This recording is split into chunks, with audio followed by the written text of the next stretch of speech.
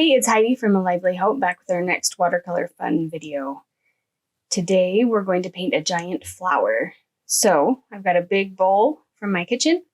I'm just going to trace it with my pencil into the middle of my watercolor paper. And then I'm going to trace a smaller circle on the inside. Actually, I'll just draw it. You could use a smaller cup or something else to trace a circle in the middle. I'm just going to kind of freehand it. And here's a little trick. Going around more than once helps you draw a better circle. So next we're going to use some yellow, but of course you could do whatever color you want, and paint the center of the flower. And then we'll go around the outside painting petals.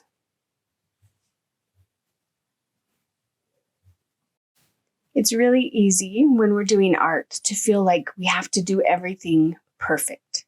It has to be perfect.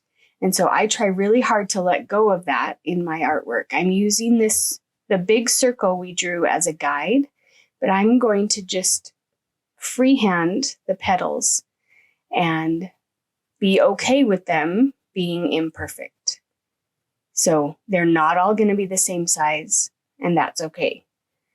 One thing I do like about these petals is making the petal a lighter color so that later we'll be able to add some darker details with some of the line practicing that we've been doing.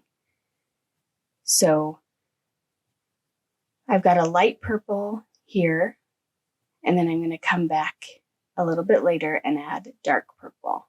Now we can all see that this flower is not perfect, right? Some of the petals are bigger and some are smaller. I'm going to go around and kind of work with them a little bit just to have them be a little bit more uniform. But I'm going to try not to stress about having them perfect. Okay, now I'm grabbing my smaller brush. It's a teeny tiny brush. If you don't have a teeny tiny brush, that's just fine. Just use what you have. And I'm going to use the exact same color I did before, but with a higher concentration of paint instead of water. And that allows me to have darker lines. Now, I intentionally am going over it when it's still wet because I think it'll look really cool to have the darker lines kind of bleeding into the lighter color of the petal. If you wanted to have the darker lines be really distinct and really sharp, then you could wait and let your petals dry before you add this detail over the top. So something to look at here, I'm going from the center of one petal and then kind of spreading out the lines as I go. And that makes it look kind of rounded. So I'll go through on all of these petals and add these darker detail lines.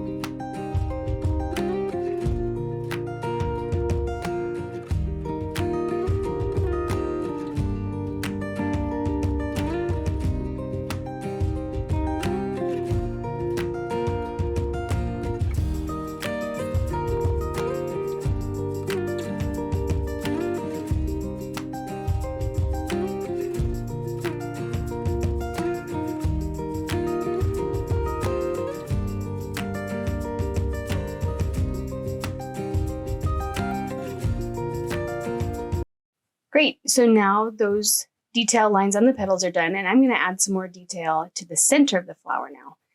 The yellow part is basically dry, and then I'm going over with my smaller brush and adding some details with orange. I'm just doing little circles that touch each other, and that will kind of look like the center of a flower.